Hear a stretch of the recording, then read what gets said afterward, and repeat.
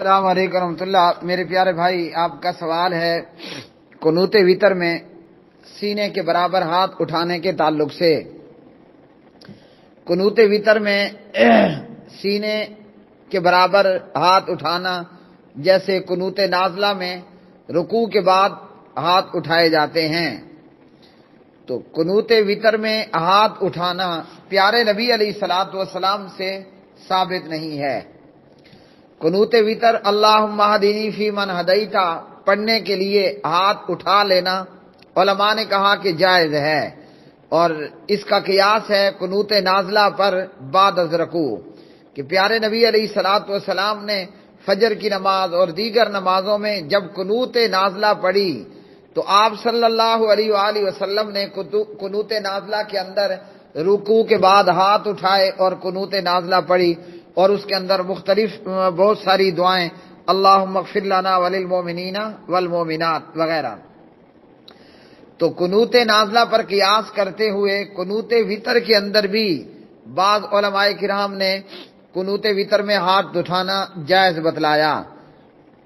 اسی طرح بعض صحابہ سے بیان کیا جاتا ہے کہ وہ قنوت وتر کے اندر سینے کے برابر ہاتھ اٹھایا کیا کرتے تھے۔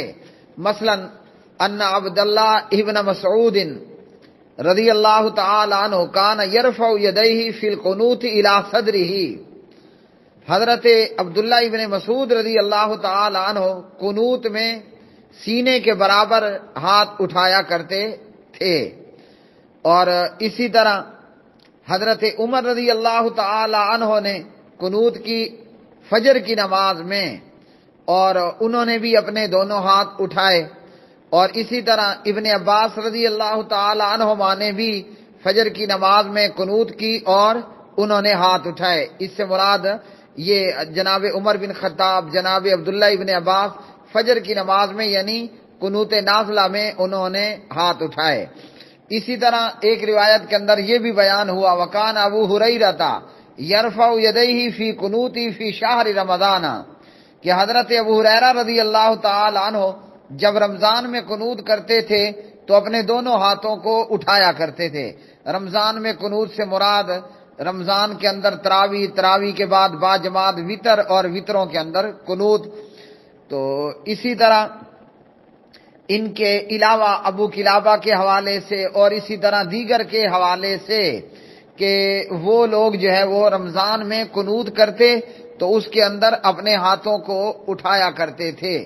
اب ان میں سے کئیوں کے اوپر یہ جو اثر ہیں، یہ جو موقوف روایات ہیں، ان کی سندوں پر جرح بھی موجود ہے۔ اور اسی طرح امام احمد ابن حنبل رحمۃ اللہ علیہ اور ان کے علاوہ وہ بھی قنوت وتر کے اندر ہاتھ اٹھایا کرتے تھے یا اس کو جائز بتلایا وغیرہ۔ تو اس لیے اگر کوئی شخص قنوت وتر پڑھتے ہوئے سینے کے برابر ہاتھ اٹھا لیتا ہے اور قنوت وتر پڑھتا ہے تو جائز ہے۔ اور انہی میں سے عبداللہ بن مسعود رضی اللہ تعالیٰ عنہ کے حوالے سے جز رفع الیدین للامام بخاری رحمہ اللہ کے اندر بھی، اور اس کے علاوہ تو بعض سندوں پر جرح ہے، اور اگر کوئی قنوت وتر میں ہاتھ اٹھا لیتا ہے تو جائز ہے۔ کیوں کہ نبی علیہ الصلوۃ والسلام نے قنوت نازلہ میں ہاتھ اٹھائے ہیں، جو کہ ایک متفقن غیر اختلافی بات ہے، متفقن علیہ غیر اختلافی بات ہے۔ تو قنوت نازلہ بھی قنوت ہے اور قنوت وتر بھی قنوت ہے۔ تو اگر کوئی اٹھا لیتا ہے تو جائز ہے، اور اگر کوئی بنا اٹھائے اسی طرح ہاتھ باندھے اللہم اہدنی فی من ہدیت پڑھ لے تو یہ بھی پوری طرح درست ہے۔ ھذا ما عندی واللہ تعالی اعلم بالصواب۔